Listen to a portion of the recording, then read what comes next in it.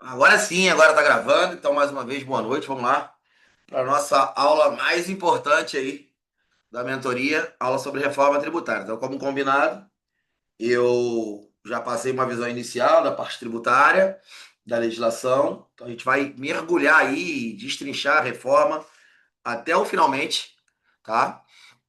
E aí, quando for mais próximo aí, provavelmente um pós-edital, a gente volta para a legislação específica, para a legislação estadual, para o nosso querido ICMS, tá? É lógico que a todo momento aqui eu vou ficar comparando, né? Eu vou pegar como está sendo programado para acontecer a partir do ano que vem, né? Já, primeira informação de conteúdo, né? A reforma tributária está prevista para entrar em vigor efetivamente já a partir de 1º de janeiro de 2026, praticamente amanhã, né? E vamos passar por um longo período de transição até o final de 2032, para que a partir de 1º de janeiro de 2033 a gente tenha ela 100% implementada. Então vamos conviver aí de 2026 a 2032 com dois sistemas tributários. Então, se um já era ruim, imagina dois, tá? E certamente, tá? Essa reforma foi o que motivou, tá? Essa chuva aí de concursos fiscais. Então, DF saiu hoje aí a banca, Rio Grande do Norte, Piauí, Goiás, Mato Grosso, São Paulo daqui a pouco. E vai, se eu estiver esquecendo mais algum, vai aparecer, porque vai ser chuva de edital. Uma vez que o sistema tributário atual vai continuar existindo e continua existindo a fiscalização que já existe. E a gente tem um novo sistema tributário chegando que vai demandar novas pessoas, novas habilidades, novos conhecimentos. Então, estamos aí num período de prosperidade de concurso para fiscal. Vamos aproveitar, né? Vamos aproveitar. E é óbvio, não preciso falar, que esse tema reforma tributária vai ser carro-chefe aí em praticamente todos os nossos certames. A imagem tá boa para vocês? O som tá de boa? Para mim tá Tudo um pouco escuro ainda, perfeito. mas de boa? Então tá. Vocês conseguem ver o slide? Sim. Maravilha. Peraí, deixa eu abrir aqui o chat.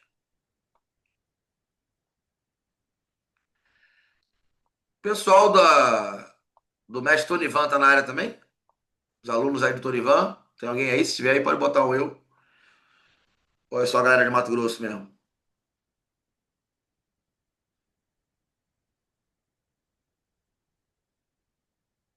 É. Turma do Tonivan não veio, não. Beleza. Fala nisso, pessoal. Dias 3 e 4 de dezembro, tá? Confirmado aí, eu fiz uma troca com o Tonivan. Confirmado aí duas aulas de auditoria fiscal com o bruxo aí da auditoria, Tonivan. Então, se ainda for pré-edital, eu acredito que seja, ele vai dar aula teórica, resumo dos principais pontos cobrados pelas bancas, e no pós-edital ele vai fazer aquelas questões matadoras aí para dar premonição dele, tá bom? Então, óbvio, vou atualizar novamente o calendário, vou botar no grupo, mas, aliás, eu mandei para vocês só novembro, né? Então, quando eu soltar dezembro, eu já solto com o Tony Van. Então vamos lá, gente. Reforma tributária. O que nós temos hoje da nossa querida reforma tributária? Nós temos uma emenda constitucional, a 132, que foi aprovada em 2023. Vou começar do zero, do zero, zero, da fina flor, tá? Da exposição de motivos, da cabeça do Bernardo Api. E tivemos a primeira lei aprovada que regulamenta a reforma tributária, que é a Lei Complementar 214 desse ano de 2025. O que ainda vai vir por aí? A gente tem em fase final de aprovação o chamado PLP 108, que é o projeto de lei complementar. A gente tem aqui o PLP 108, que ele já passou no Senado, teve algumas emendas, voltou para a Câmara para ser aprovado e depois ia sanção. A expectativa, previsão, promessa e oração é que ela seja aprovada ainda esse ano. Tá? Então, esse ano a gente já vai ter a segunda lei instituidora, regulamentadora da reforma. Basicamente, tá? A lei complementar 214, ela é a regra matriz de incidência tributária dos novos tributos que foram criados. Eu tô falando aqui que eu vou falar pra cacete isso aí, porque eu tô contextualizando, mas tudo isso vai estar escrito depois de uma ordem lógica quando a gente for estudar os dispositivos de lei, tá? O que eu tô falando também não deve ser novidade para ninguém, mas eu não vou ficar fazendo suspense, não. Eu já vou falando e se vocês tiverem alguma dúvida, já sabe, pode interromper. O que, que é isso? Sopa de letrinhas, né? Então, essa lei complementar 214, estou só apresentando a reforma para abrir a cabeça de vocês. Depois que eu abrir, eu boto um bonde aí dentro. Os novos tributos, que são o imposto sobre bens e serviços, a contribuição sobre bens e serviços e o imposto seletivo, né? Esses dois aqui de competência da União, esse camarada de competência compartilhada entre estados e municípios. Olha que bacana, outro ponto novo da nossa reforma tributária. Teremos um imposto de competência compartilhada. Estados e municípios de mão dadas vão fiscalizar isso por meio, né, de um comitê gestor do IBS.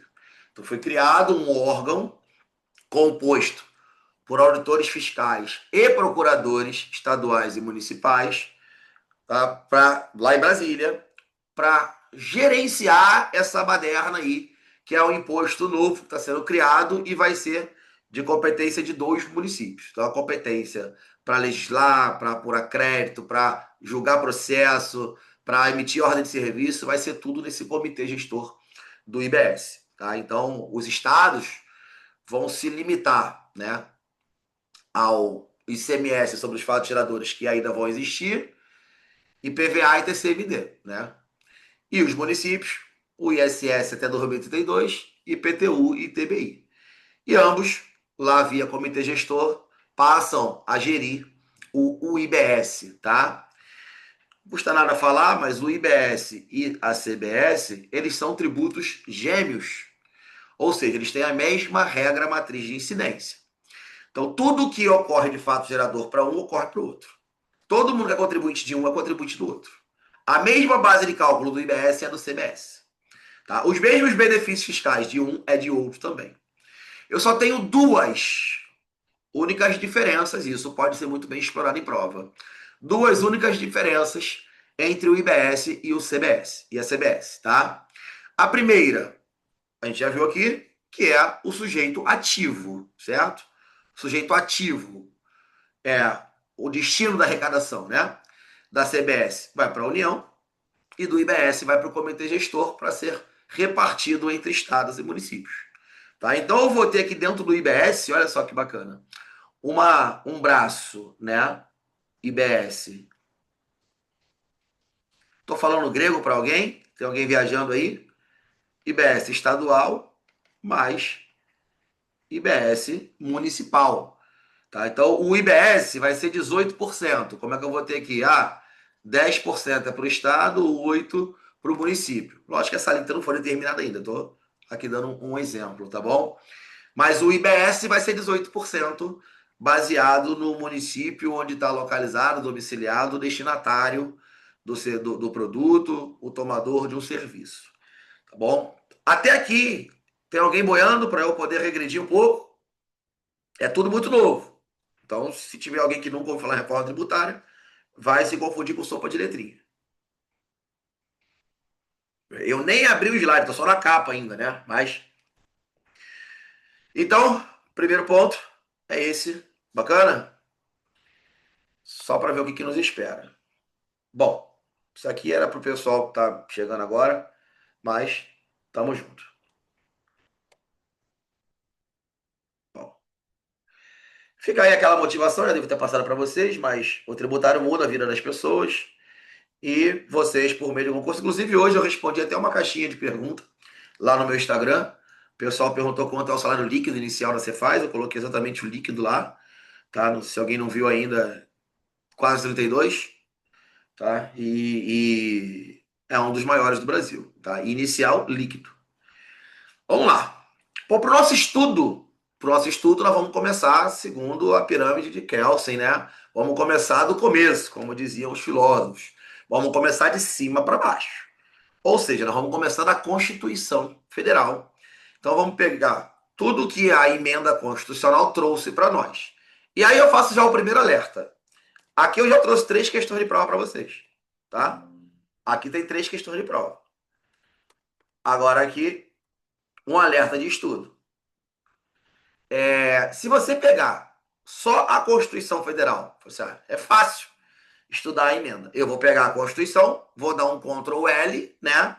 Vou botar lá 132 e ele vai aparecer todas as alterações que foram introduzidas pela emenda constitucional e trouxe a reforma. Tá errado? Não, você não está errado.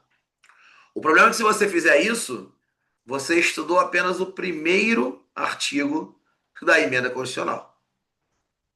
O primeiro artigo da emenda constitucional foi o que trouxe alterações nas disposições permanentes da nossa Constituição. Tá? E nós vamos ver isso hoje aqui. Mas ela tem 9 artigos. E o corpo da emenda constitucional é cobrado em prova. Então, o estudo da emenda constitucional, da reforma tributária, começa por você ter um texto completo da emenda constitucional 32.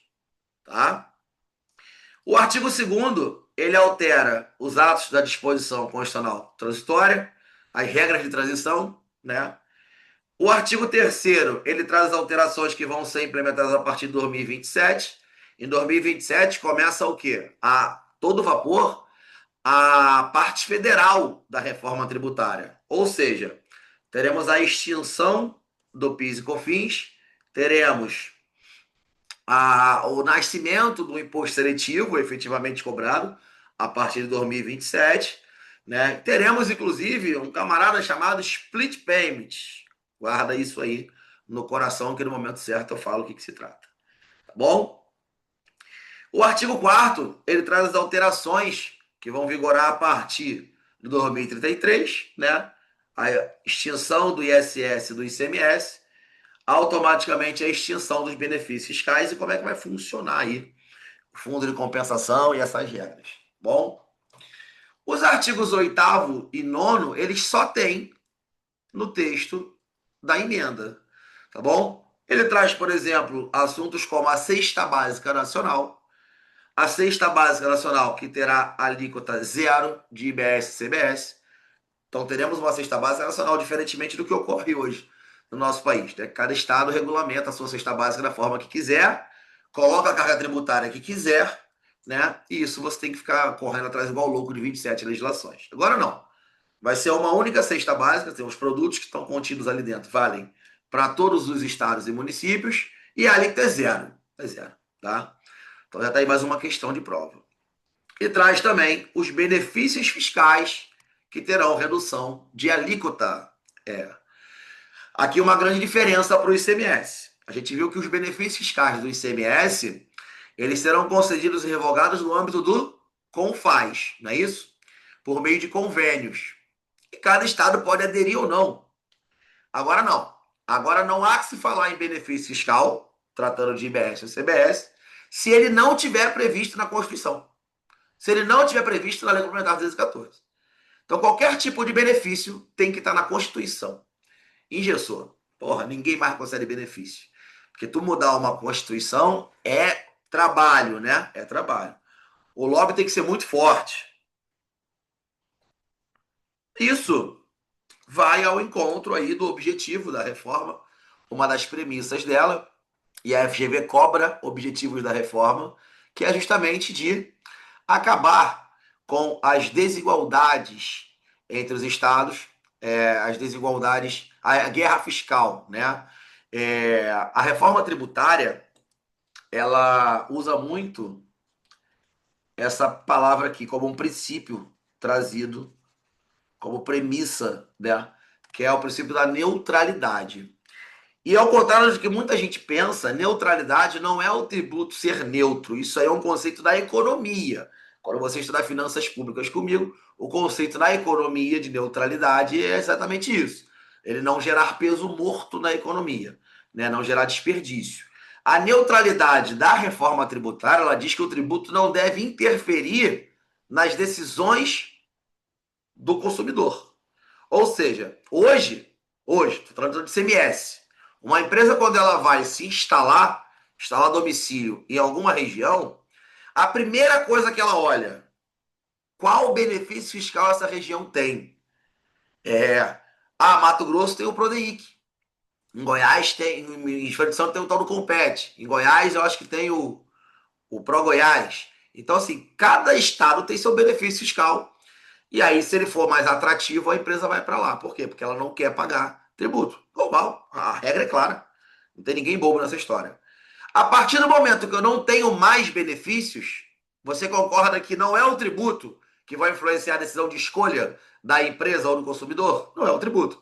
Por quê? Você vai pagar exatamente a mesma carga qualquer lugar que você tiver.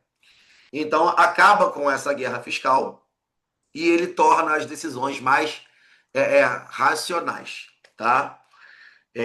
Isso se deve ao fato de não ter mais possibilidade de se conceder benefícios fiscais, senão por meio de uma emenda à Constituição. Ou seja, tem que a regra estar bem clarinha. Tudo bem até aqui, gente? Tudo bem até aqui? Emocionados com a reforma? Vocês estão sendo bem tratados no grupo? Vi que o pessoal estava mandando lá pedindo algumas coisas. Estão com carinho, tá tranquilo? Fala comigo. Eu só não faço parte operacional. Meu trabalho é aprovar vocês, gerar conteúdo, preparar aulas e tal. Agora, eu nem entro no Hotmart, tá? Vamos ser sinceros. Tudo show de bola. Ah, beleza. Então vamos lá. Faltou só aquele curso de economia que não subiu ainda. É lá que reclama mesmo. É lá que reclama. Lá, pode reclamar lá mesmo. E eu marco as pessoas lá para devolver. Beleza? O curso de economia tem que subir para vocês, já pediram. Então vamos lá. O que a gente vai ver? O que a gente vai ver aqui com relação à nossa parte constitucional, tá? Então eu vou passar aqui a nossa parte constitucional e depois eu vou tentar fazer ali, utilizar um mapa mental que eu fiz, que eu não sei se eu sei mexer nisso. Eu testei hoje ele. Vamos lá. Vamos passar pelo principal motivador, pelo menos o texto que venderam para gente foi esse. O porquê de uma reforma tributária? Precisava de uma reforma tributária? Qual é a vantagem da reforma tributária? O que ela veio fazer aqui? O nego pensou assim, porra, tá muito fácil para o candidato passar em prova, eu vou inventar uma porra de um sistema tributário todo novo, que ele vai ter que estudar tudo do zero e ele para de gabaritar direito tributário. Se foi esse o pensamento do legislador, do examinador, ele se fudeu, porque vocês vão continuar gabaritando a reforma tributária, porque eu tô aqui para isso, tá? Mas o objetivo não foi sacanear o pobre concurseiro. O objetivo foi o quê? Tentar corrigir os principais problemas do nosso sistema tributário sobre o consumo. Então tá aqui, ó, a primeira não, mais uma informação relevante para vocês. A reforma tributária ela foi fatiada. A gente sabe que a gente tem algumas bases de tributação no Brasil, né? Eu considero quatro. A gente tem imposto sobre patrimônio, imposto sobre renda, imposto sobre consumo e imposto sobre folha de pagamento, né? Isso aqui é uma desgrama. Isso aqui é chato para o cacete. Folha de pagamento, exoneração de folha de pagamento, FGTS, INSS. Ah lá, Jesus. Quem for estudar previdenciário vai estudar isso aqui. Imposto sobre patrimônio, o IPTU, né? Paga sobre a sua mansão, o IPVA sobre a sua Ferrari, tá? Então é uma base de tributação. Imposto de renda, imposto sobre a renda, contribuição social sobre lucro, né? Todo mundo também que ofere renda vai passar isso aqui. E o imposto sobre o consumo, que desses todos aqui é o único que é regressivo. Quem estudou economia vai saber o que eu estou falando. O que é ser regressivo? Ele gera um efeito perverso na economia porque ele é injusto. Ele tributa mais quem tem menos, de maneira proporcional, óbvio, né? Lógico, se eu sou muito mais rico que você, eu vou consumir mais que você, e de valor nominal eu vou pagar muito mais que você. Porém, quando nós dois consumimos o mesmo produto, né, e nós pagamos exatamente o mesmo imposto, porque o imposto é sobre a coisa e não sobre a pessoa, a alíquota é sobre o chopp, 25% do chopp é ICMS, é amargo, nós dois pagamos 25%. E se eu ganho 10 e você ganha 1, nós pagamos o mesmo valor de tributo, mas você arcou com um custo maior que o meu. Né? Porque 1 para você é muito mais do que 1 para quem ganha 10. Concorda comigo? Então eu falo assim, cara, tá injusto. E a maior parte da carga tributária do Brasil está concentrada onde? Em impostos sobre a porra do consumo. Então, a reforma tributária ela foi fatiada, até mesmo para não ter um desgaste político muito grande. Falaram, nós vamos passar primeiro a reforma do consumo, que é mais urgente, e depois a gente faz a segunda parte da reforma, que é sobre a renda. Tanto é que você já deve ter ouvido falar aí no projeto de lei, se não me engano, é o 1087, que trata do imposto de renda, que ele traz tanto uma isenção do imposto de renda à pessoa física, que ganha até 5 mil por mês, e também ele inclui uma tributação de dividendos na monta de 10% para quem ofere mais de 50 mil ao mês como dividendos. Já ouviram falar nele, né? Se não ouviram, ótimo, não tem problema. Se ouviram, desouve, porque não é isso que vai cair na nossa prova. A nossa prova, por enquanto, ela vai se ater à reforma sobre o consumo. Sobre o consumo. Quando eu falo em consumo, gente, eu tenho a base bem fragmentada no Brasil, né? Na esfera federal, quem é que eu tenho? Quem é que eu tenho lá? Consumo. IPI, PIS e COFINS, certo? Na esfera estadual, quem é que eu tenho lá sobre o consumo? O nosso brioso, né? ICMS. E na esfera municipal, o ISS. Olha só a merda. O ISS é cumulativo. O ICMS é não cumulativo. O IPI, ele é não cumulativo, pode ser monofásico. O PIS e COFINS pode ser cumulativo ou não cumulativo. Se a empresa for do lucro real, ele é não cumulativo. Se é do lucro presumido, ele é cumulativo. Só que o ICMS incide sobre mercadoria.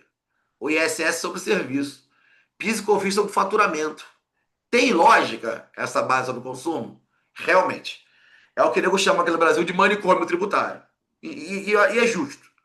Então fala assim, porra, não tem como a gente ter três entes tributando a mesma base a consumo e os três entes não ter coincidência nenhuma de base de tributação. Então agora a gente vai acabar, sem contar que eu tenho 27 legislações de CMS, né? Uma para cada estado, e mais de 5.500 legislações de ISS. Ou seja, é confuso, é confuso. O ambiente não é favorável, a gente tem que convir com isso, tá? Então, por isso, se demandou a necessidade de uma reforma tributária. O que se prometeu com a reforma tributária? Olha a questão de prova. Se prometeu simplificação do sistema tributário. Se cair na tua prova, que a reforma tributária veio para reduzir o imposto. Porra nenhuma. Muito pelo contrário. No primeiro momento vai aumentar. E eu provo para vocês. Então ninguém falou que ia reduzir imposto. E nem está no texto escrito em lugar nenhum. O que se prometeu foi simplificação. Ao invés de termos, por exemplo, 27 legislações de CMS e 5.500 de município, teremos uma única legislação de IBS nacional, que é a 214. Ah, mas ela tem 550 artigos, patrão. Tem. E vai haver o regulamento com quase 2.000 também. Mas é uma só. Né? É uma legislação só. E ela vale lá do Acre ao Rio Grande do Sul. Beleza? Então, simplificação é a palavra-chave da reforma. Foi essa propaganda que fizeram pra gente. E nós aceitamos. Tudo bem? Com isso, mudou o sistema tributário, mudou o jogo. E além daqueles princípios que vocês já conhecem e não podem esquecer, porque eles continuam existindo, legalidade, anterioridade, noventena, né? Tudo isso aí, não cumulatividade, tivemos novos princípios trazidos para o sistema tributário. E eu chamo a atenção e destaco um deles. Depois nós vamos ver todos. Eu estou só introduzindo, só a cabecinha, tá? Defesa do meio ambiente. A reforma tributária tem muito essa pegada. Olha o verdinho aqui atrás. Ó. A reforma tributária tem muito essa pegada. Tá? Tributação baseada na proteção do meio ambiente. Tanto é que quando vocês ouvirem eu falar, cadê esse camarada? Não está aqui? Do imposto seletivo, o imposto seletivo, também chamado de imposto do pecado, ele vai incidir sobre as coisas gostosas da vida. Que é isso, Antônio? Aquilo que faz mal à saúde ou ao meio ambiente. Então, olha só, um tributo extrafiscal que vai ter sua alíquota graduada conforme o dano que o imposto, que a ação gera ou o produto gera ao meio ambiente. Ao meio ambiente. Tá bom? Então, mudou aí, ó. Mudou, ó. Olha a pegada deles, tá? E aí vamos estudar, então, também os novos princípios tributários. Tranquilo? Beleza. Bom, como uma reforma, né? Quem já fez reforma em casa sabe, quebradeira para lá e para cá, confusão, dedo no cu e gritaria, teremos mudança em praticamente todos os impostos. É. Então, vamos ver as mudanças que o ITCD vai sofrer. Isso está no PLP 108, tá? Mas já temos uma boa prévia. O pobre do IPTU teve uma mudança pequenininha, o ITBI também. A contribuição para a iluminação pública também teve. E tivemos aqui a criação de uma contribuição especial para produtos primários e semi-elaborados. Os fundos que alguns estados têm aí, aqui em Mato Grosso chama FETAB, né? Aqui em Mato Grosso chama FETAB. Nós vamos estudar isso em legislação, mas os estados do Mato Grosso do Sul, Maranhão, conseguiram colocar essa contribuição aí. Provisória, mas foi introduzido mais um tributo. Beleza? Então, esses tributos em espécie sofreram alguns ajustes na Constituição. Beleza. E tivemos aí agora, então, a grande novidade, a grande inovação aí, que é o nosso chamado IVA. Só que não é um IVA. IVA é Imposto sobre Valor Adicionado. Bom, se você for lembrar da nossa aula de ICMS, o ICMS é um IVA. É o nosso IVA tupiniquim, mas é um IVA, porque você tem débito e crédito, débito e crédito. A gente viu lá na linha de circulação de mercadoria que você se acredita, se debita, se acredita, você tributa basicamente aquilo que foi adicionado. Porém, o ICMS ele tem uma série de restrições de creditamento. Então, eles dizem que é um IVA capenga, né? Agora não. Agora vai ser um IVA dual, um IVA de verdade, onde a não cumulatividade vai ser plena. Tudo que a empresa tiver aí de aquisição de gastos ligados ao negócio vai gerar crédito para abater do débito. E por que essa palavra dual? Dual, porque são dois, né? 170 países do mundo adotam esse modelo de IVA. Mais 3 ou 4 tem esse modelo de IVA dual. Tá? Por quê? Porque a maioria são países europeus que têm um espaço físico, né? Os países europeus eles são pequenos, relativamente ao Brasil, pelo menos, eles são pequenos, e eles têm um sistema federativo único lá de tributação sobre o consumo, que é o IVA, tributo federal, acabou. O Brasil, né, tem os estados muito fortes, a federação muito forte. E tem uma cláusula pétrea da Constituição que é justamente sobre o Pacto Federativo. Então não se poderia simplesmente tirar a competência dos entes para deixar tudo com a União Federal. Por isso foi criado, até porque senão politicamente isso não seria aprovado na Assembleia, na Câmara. Foi criado o IVA Dual, que é justamente eu ter dois tributos gêmeos, IBS e CBS, cada um com a sua competência. Aliás, eu falei que tinha duas diferenças entre eles e não falei a segunda lá, né? A primeira diferença entre eles, eu já falei, que é o sujeito ativo, e a segunda diferença entre eles é a alíquota. A alíquota vai ser diferente um do outro, tá bom? O CBS vai ter um, o IBS vai ter outro.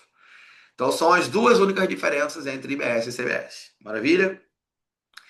Então tá. Então eu terei esse IVA dual, né? Porque eu tenho competência estados e municípios barra União, tá? E o nosso modelo de IVA, ele está mais parecido com o IVA canadense, o IVA neozelandês, né? Que é um país que é conhecido por ter mais canguru do que gente. Esse é o nosso, passar mais de nosso, tá bom? E aí, com a instituição desse IVA, né? A Lei Complementar 214 trouxe suas regras matrizes de incidência, e vocês vão ver que não é simplesmente juntar ICMS com ISS. Quando você fala imposto sobre bens e serviços, você vai falar imposto sobre bens é o ICMS, imposto sobre serviços é o ISS, então somou os dois e virou um imposto único, né? Não, não foi isso. Foi muito além disso. Operações que, por exemplo, não eram tributadas anteriormente passarão a ser tributadas. Aluguel de bens imóveis, aluguel de bens móveis. Quando tu for alugar um carro na Localiza agora, o preço vai subir, porque a Localiza nunca pagou tributo. Aluguel de bens móveis, súmula vinculante lá do STF, né, não tem incidência de tributo. Por quê? É obrigação de fazer, não é obrigação de dar. E também não é mercadoria, você não está comprando nada, não teve troca de titularidade, certo? Então não há que se falar em ICMS. O que a Localiza pagava? Porra nenhuma. Agora vai pagar IBS, certo? O Airbnb também não pagava nada. Aluguel de bens imóveis, não pagava nada. Vai passar a pagar o IBS. Lógico que tem algumas regrinhas específicas, tá? O setor imobiliário, o setor de bens imóveis, ele tem um regime específico para ele. Lá na frente a gente fala sobre isso. Beleza? A grande vantagem desse novo modelo de tributação, vantagem para a economia em si, é justamente esse ponto aqui, que é a chamada não cumulatividade plena. Tá? Então, como eu falei anteriormente, tudo, praticamente tudo, vai dar direito a crédito. Porém, esse crédito agora ele é financeiro. Como assim financeiro? Comparando com o ICMS. O que uma empresa ela precisava para apropriar crédito de ICMS na sua escrita fiscal? O que ela precisava? Olha, o que ela precisa, né? Porque o ICMS ainda não acabou. Lutaremos até o final. Para a empresa ter direito ao crédito de ICMS, eu falei isso já. Bastava ela adquirir uma mercadoria, né? Adquirir uma mercadoria e nessa mercadoria vir uma nota fiscal com destaque no ICMS. A contabilidade pegava essa nota fiscal, escriturava no SPED, né? E apropriava o crédito para apuração. Pouco importa se quem emitiu a nota pagou, certo? Pouco importa. Agora não. Agora o crédito ele é estritamente vinculado ao efetivo pagamento. Olha que malandragem o fisco fez. Ele não precisa mais fiscalizar ninguém. Quem vai fiscalizar? Compradores dos seus vendedores. Porque imagina que eu sou uma empresa, mercado B2B, empresa para empresa, business to business, e aí eu compro um produto para eu revender. Bom, quando eu revender, a gente está chutando hoje uma alíquota de IVA, tá? De IBS CBS, de 28%, tá? Quanto é a alíquota do ICMS hoje? Mato Grosso. Isso, muito bem. Calma, um de cada vez, né? 17. 17%. 17%. Tá aumentando para 28%. O que você pensa já imediatamente? Fudeu. Vai ficar tudo mais caro. Aí eu falo, não, não, não, não, calma. Hoje é 17%, mas a empresa não pode acreditar o valor que ela paga de aluguel na loja. É, não pode mesmo. Com o IBS vai poder. Hoje é 17%, mas a empresa comercial ela não pode acreditar o que ela paga de energia elétrica. É, com o IBS vai poder. Só quem acredita em ICMS de energia elétrica é a indústria, porque é insumo de produção. Agora vai poder. Eu no meu escritório, eu pago faz uns 6 contos aí de agência de marketing, todo mês. Mexer no meu Instagram, LinkedIn, rede social, fazer vídeo e tal. Eles fazem aquela confusão toda no meu Instagram. É, vou poder me acreditar. Por quê? Porque é um serviço apropriado para minha empresa, para o meu projeto operacional. Hoje não acredita. Então, muita coisa vai poder gerar crédito, desde que ele pague lá o IBS também. Então, o que acontece? Eu, contratante do serviço, tomador do serviço, ou adquirente da mercadoria, vou ficar em cima de se quem me vende é caloteiro ou não. Se eu comprar numa empresa que ela não recolhe o imposto, quem vai pagar o imposto dela sou eu. Por quê? Porque eu não vou ter crédito na entrada e quando eu pagar o 28%, eu não vou ter dedução nenhuma. Ou seja, eu paguei o meu e dela. Então eu só vou passar a comprar de quem for idôneo, quem for correto, quem recolheu os impostos. Quem é que vai perturbar o vendedor? Eu, o comprador. Eu, o comprador. O interesse é todo meu. Concorda comigo? E a Receita Federal fica lá, ó, de boa, tomando suquinho na praia, só olhando o circo pegar fogo. É inteligência fiscal, tá tudo bem? Tudo bem. O que nós tivemos agora também? O que nós teremos, né? Com relação ao IVA novo, o imposto ele é calculado por fora. Então, se alguém já foi aqui nos Estados Unidos, na Disney, você vê lá o bonequinho do Mickey na vitrine, tá lá, price, tantos dólares, plus, né, mais tax. Ou seja, o preço mais o tributo separado. Princípio da transparência. Princípio da transparência. Você sabe exatamente quanto você está pagando de tributo e para quem você está pagando de tributo. Vai virar destacar lá, IBS, 18. CBS, 10. Paguei 28%. Eu comprei um produto aqui, comprei agora um relógio por 100 mil reais. Foi quase isso. né? Eu me presenteei num Rolex. Então, se for depois da reforma, como é que vai vir essa nota fiscal para mim? 128 mil. Eu vou pagar 128 mil. É. Por quê? 100 mil é o relógio e 28% é o imposto. Só que eu sei que a loja não está me cobrando 128 mil. Eu sei porque está escrito na nota que o produto custa 100 mil, mas o IBS é 10 e o CBS 18, por exemplo. Então eu estou pagando 10 mil para um ente e 18 mil para o outro. É claro.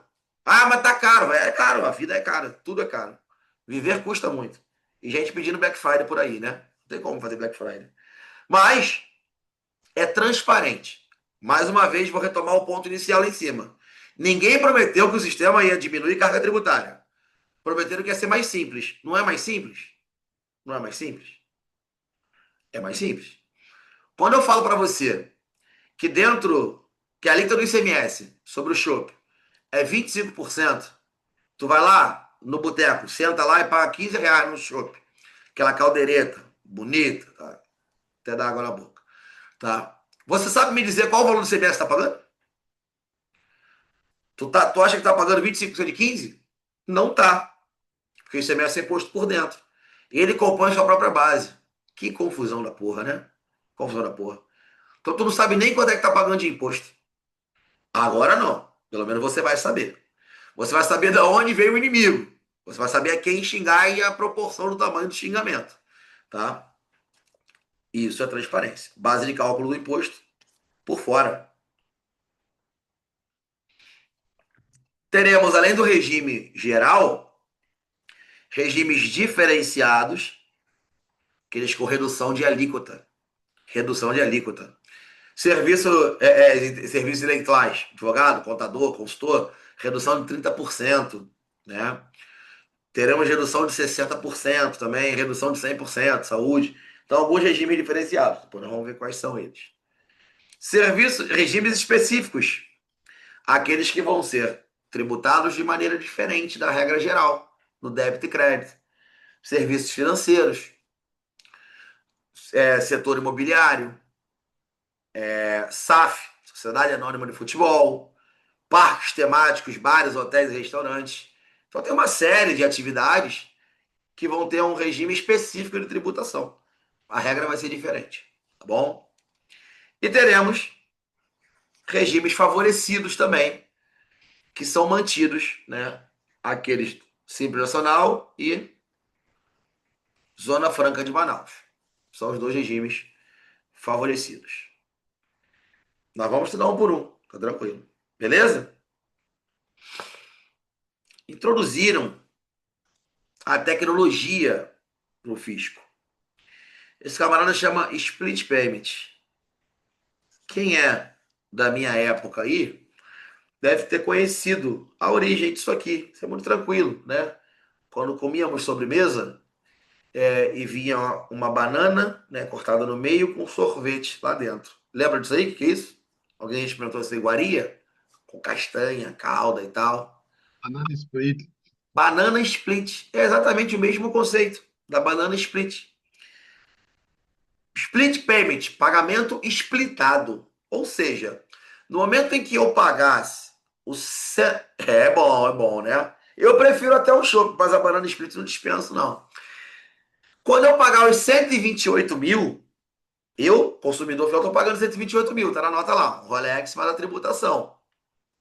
Automaticamente, se for por Pix, por cartão, o meio de pagamento, que exige uma integração do documento fiscal com o financeiro, automaticamente o meio de pagamento ele segrega e explita isso. Ele manda os 100 mil para a loja e os 28 mil para o governo. Aí, né, de acordo com a proporção. Quanto é para o Estado, para o município e tal. Uma parte vai para o comitê gestor, que é o IBS, outra parte vai para a União. Ou seja, o vendedor emite uma nota fiscal de 128 mil, mas ele recebe no caixa 100. 100. Por quê? Porque o que era do governo já foi splitado, já foi para ele. Gente, isso vai gerar um impacto no fluxo de caixa do caralho. E muitas empresas vão quebrar por isso. Porque hoje, qual é a regra? Já que o imposto é por dentro, se eu vendo, né, um Rolex por 130 mil, Os tributos estão lá dentro. Mas aí quando eu pago os 130, os 130 vão para onde? Para o caixa da empresa, não é? Depois do lançamento contábil que vocês fazem, ICMS a recuperar, ICMS a recolher e tal, né? PIS, COFINS, IPI, se for o caso da indústria.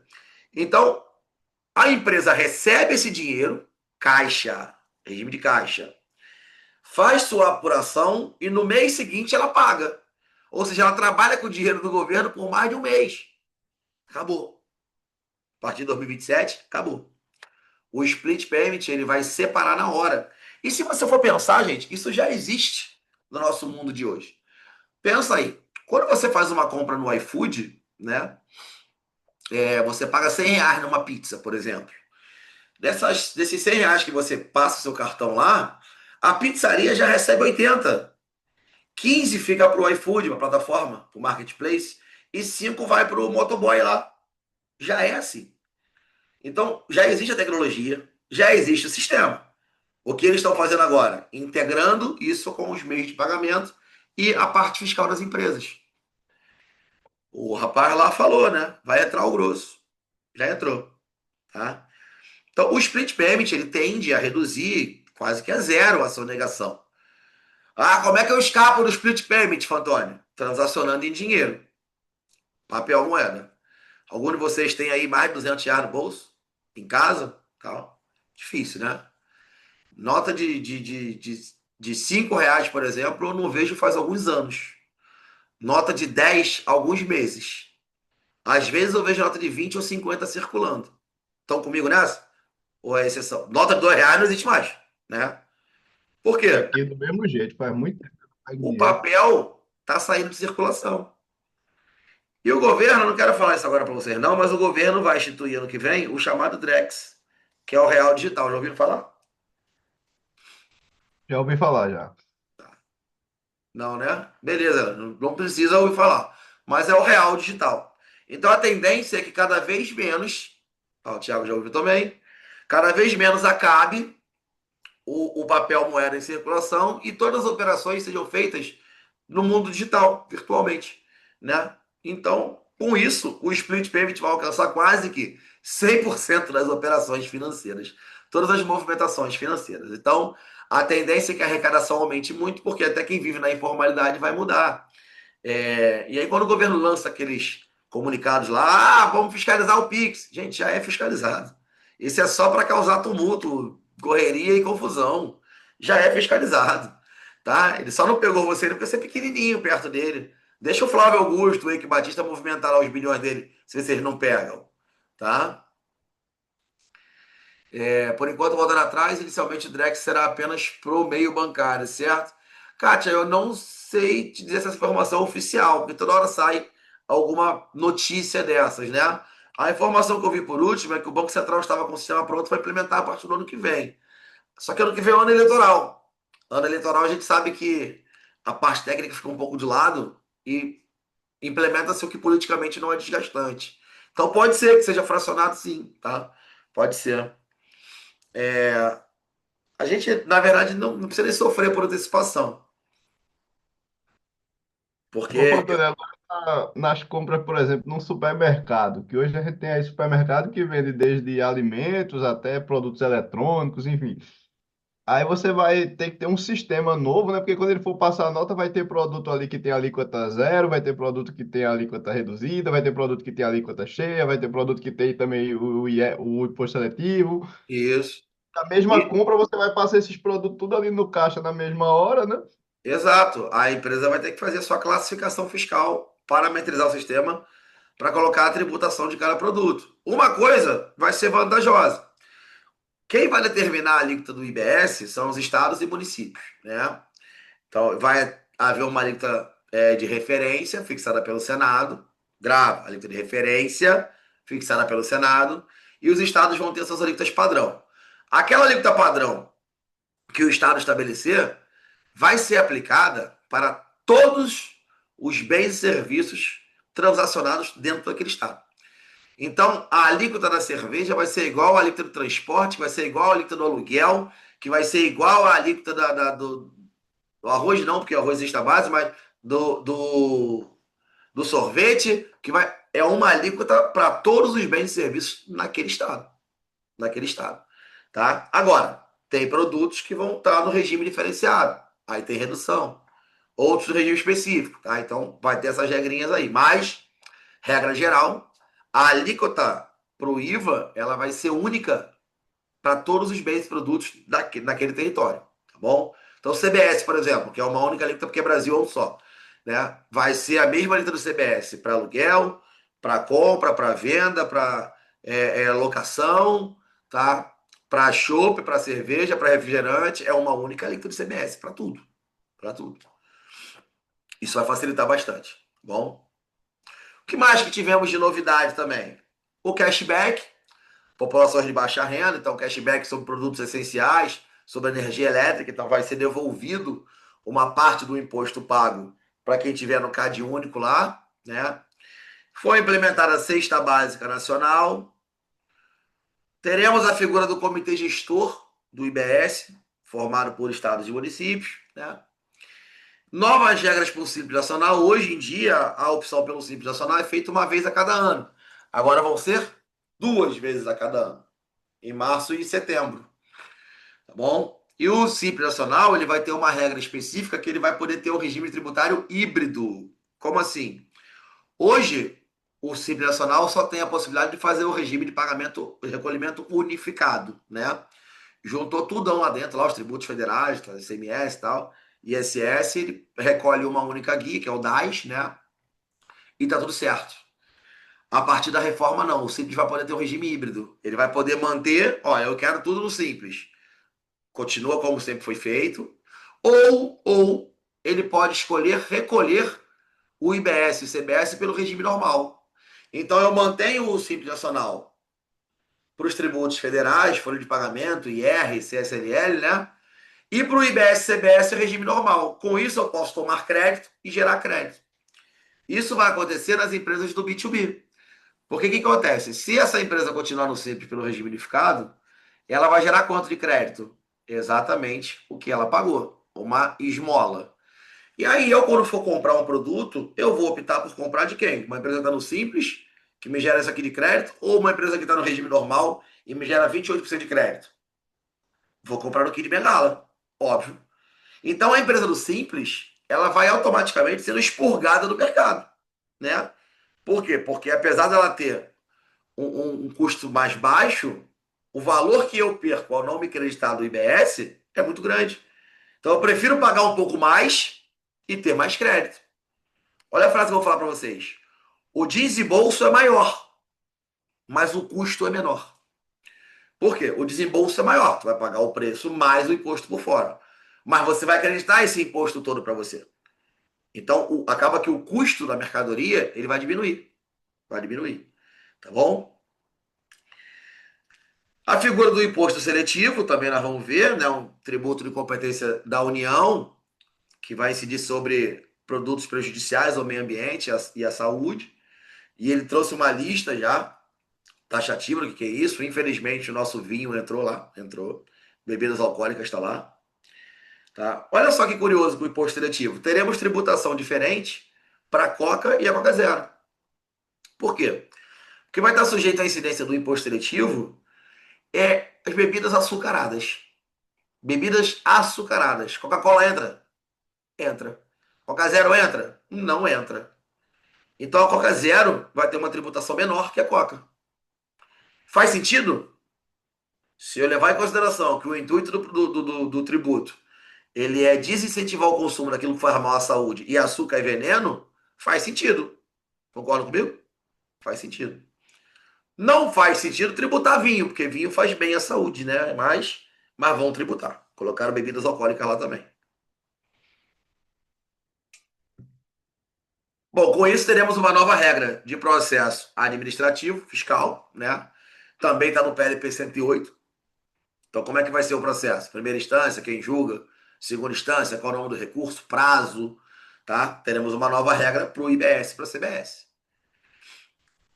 Ao longo do período, né, de 2026, amanhã, até 2032, viveremos uma fase de transição. E aí eu vou mostrar numa aula específica como é que será essa transição ano a ano, tá bom? E a criação de novos fundos, fundo de compensação para perda de benefício fiscal, Fundo Nacional de Desenvolvimento Regional. Esse fundo aqui é para as empresas, esse aqui é para os estados, para os entes que estão perdendo receita, tá? Eu estou falando aqui, gente, só da emenda constitucional 32. Só da emenda 132. Aí eu levanto, ele levanta também. Não. Só da 132. Depois que a gente vê tudo isso aqui, e eu explicar como é que vai ser a nova regra do jogo, aí a gente entra no 214. Aí eu vou estudar o quê? Cada fato gerador, cada hipótese de incidência, não incidência, momento, local. Ninguém falou que ia ser fácil, né? Falaram que valia R$ 32 mil por mês, líquido no bolso de vocês. Isso falaram. Tranquilo até aqui, gente? Tranquilo até aqui? Tranquilo não tá, né? Mas vai ficar, vai ter que ficar, tá? Então, ponto de partida foi que tínhamos o IVA em 170 países da Europa e o sistema tributário era lindo. Quando vinha para o Brasil, o negócio ficava mais feio, né? E eu posso dar exemplos para vocês das incoerências do nosso manicômio tributário. A gente tem uma lei, trata de PIS e COFINS, que ele fala, olha, tem um benefício aqui de alíquota zero para o leite. Leite, fluido, pasteurizado, leite, né? Aí um cidadão chegou e perguntou, tá bom, e o leite de cabra? Eu também posso ter alíquota zero? Eu não tributo leite de cabra? Bom, quando você não sabe a resposta, qual é a ferramenta que se utiliza para saber a resposta oficial? A gente faz uma consulta tributária junto ao órgão fazendário. E na consulta, ela falou o seguinte, olha, entende-se por leite, lá segundo o decreto 30691 de 52, o produto oriundo da ordenha completa e ininterrupta em condições de higiene das vacas sadias, bem alimentadas e descansadas. Bom, então tu chega lá pra vaca, fala, dormiu bem essa noite? A vaca fala, bé. Ah, beleza, então é leite. Tomaste banho hoje, vaca? A vaca, bé. Aí, porra, se tomou banho, é leite. Porque se ela não tiver em condições de higiene, se ela não tiver sadia, bem alimentada ou dormindo 8 horas por noite, então não é leite. Então não é leite, né? Para efeito de tributação. Bom, brincadeiras à parte, o que quem tira daqui? Entende-se por leite, leite de vaca. Ou seja, o leite de cabra não é leite. É sim, eu já tomei, Fantório. É, mas vai ser tributado. Para ter alíquota zero, tem que ser de vaca. Tá? Consulta número 114 da Receita Federal. Então, assim, como é que tu explica que o leite de vaca tem o tratamento diferente do leite de cabra? Né? Como é que tu explica que sonho de valsa é biscoito e não é bombom? Né? Que o McDonald's não vende mais sorvete de casquinha, vende bebida láctea. Né? Que leite de rosa não é desodorante, é loção para sovaco. Já deve ter visto esses casos por aí. Né? Que software não é mercadoria, é serviço. Então, todo mundo deve ter visto esses casos por aí. Isso é um problema do nosso sistema tributário. Por quê? Porque a gente separa o que é material, mercadoria e serviço. Agora com o IBS, CBS, acabou. Tá tudo no mesmo bolo. Tá tudo no mesmo bolo, tá? Ou seja, seja mercadoria, seja serviço, seja produto, seja bem, seja qualquer negócio jurídico, a gente vai ter a tributação sobre o consumo. Qualquer coisa seja consumida, vai ter tributação. Então isso aqui gerava problemas, né? E aí, o que eu vou fazer? Eu queria mostrar para vocês um mapa mental que eu fiz antes de tentar entrar nesses assuntos aqui. Deixa eu pegar aqui, ver se eu consigo botar. Se eu não conseguir botar, eu vou aprender para na próxima aula passar para vocês. Peraí. Peraí, deixa eu achar aqui. Cadê o bagulho? Ah, tá. Tem que botar para compartilhar de novo. Compartilhar.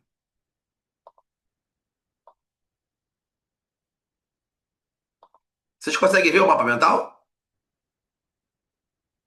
Sim, sim. Tá bonito? Então, isso aqui eu mandei o link para vocês, né? Vocês vão ter acesso a esse brinquedo aí. A vaca salva o prejuízo da pessoa. Tá? Coitada da vaca, né? Bom, vamos lá. Então, falando em reforma tributária, eu separei aqui nesse mapa mental os pilares que você tem que ter em mente já para poder entender, inclusive para montar o seu estudo, fazer um resumo, né? Isso aqui eu tentei fazer hoje aqui, vamos ver. Deixa eu diminuir um pouco. Ainda é visível? Visível, Sim. né? Então, a primeira coisa que você tem que saber quando vai começar é qual é a legislação que você vai estudar, né? E aqui eu tenho, né? Então, a emenda constitucional 132, a lei complementar, o PLP e algumas notas técnicas. Essas notas técnicas ainda não foi cobrada em prova. Elas são bem específicas, elas falam como é que você vai preencher um documento fiscal, quais são os campos, regra de validação. Eu nunca vi cobrar em prova até agora, mas é a legislação da reforma tributária. Então, até segunda ordem, não se preocupem com nota técnica. Vamos tratar só da emenda e do que a gente tem aprovado até hoje. Beleza? Então, ó, o que muda aqui? Teremos novos tributos.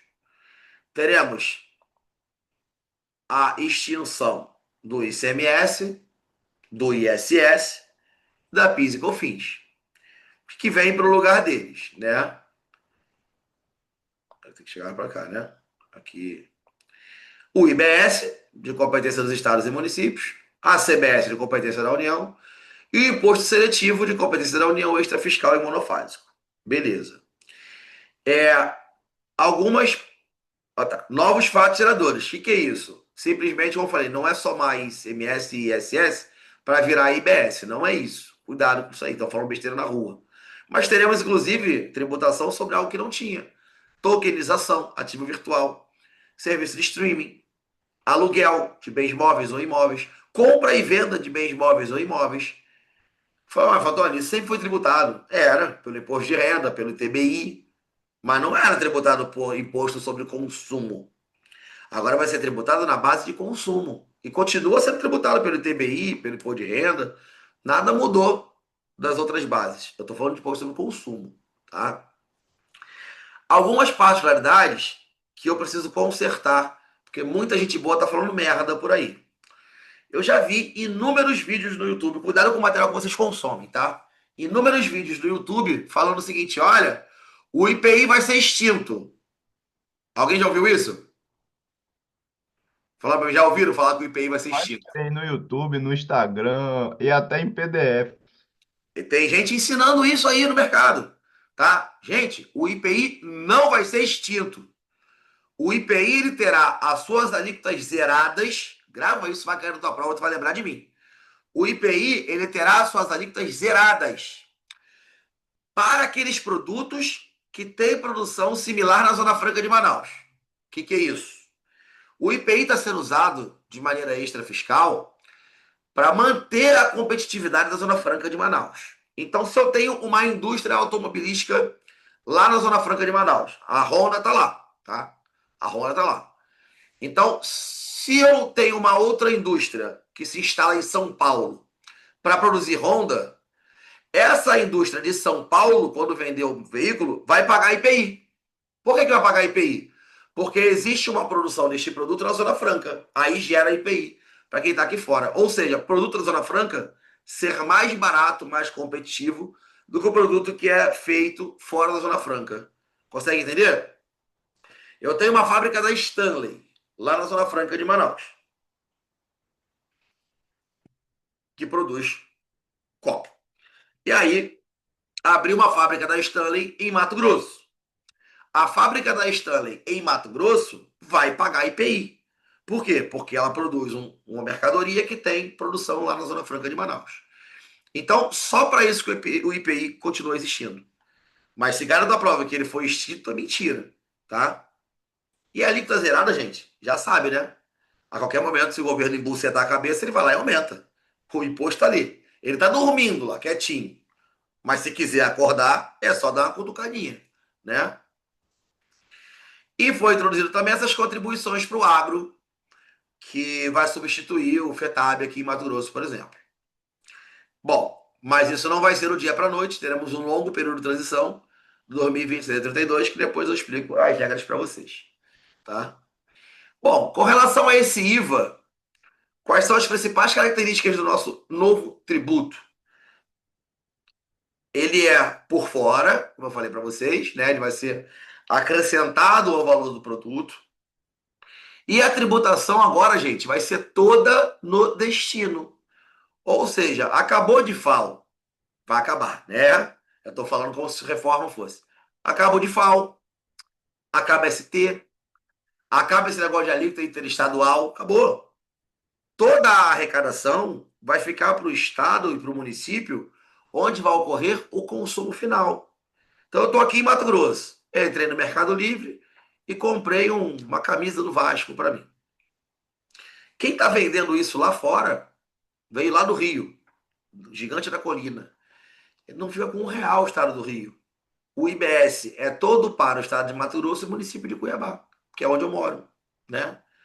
Contratei um serviço de marketing, agência de marketing. Cara, onde que está o tomador de serviço? Estou aqui, venha para o destino final. A gente vai ver as regras de local da operação, de prestação, mas basicamente 99% dos casos é onde está o destino da mercadoria ou do prestador de serviço, do serviço prestado, na verdade. Isso acaba com a guerra fiscal, por quê? Não tem mais nenhum benefício em me instalar em algum estado, porque o benefício não é mais na origem. Eu vou pagar imposto para onde está o destinatário final. Então eu tenho que ver onde está o mercado consumidor. Onde está o mercado consumidor? Muitas empresas vão se deslocar. Olha, não faz mais sentido ficar em Mato Grosso. Por quê? É muito longe, a logística não é boa, o mercado consumidor está em São Paulo, eu vou para lá. E digo mais, vocês, como auditores fiscais, imagina que vocês têm aqui um grande centro de distribuição que atua no e-commerce, né? E essa empresa ela é um CD, né, que vende para o Brasil inteiro, ou seja, 90% das suas vendas são para fora do estado de Mato Grosso. Qual é o teu incentivo para ir lá fiscalizar ela? 90% do que ela arrecada, do que ela vende, a arrecadação não fica em Mato Grosso. Fica para onde? Para onde está o consumidor final.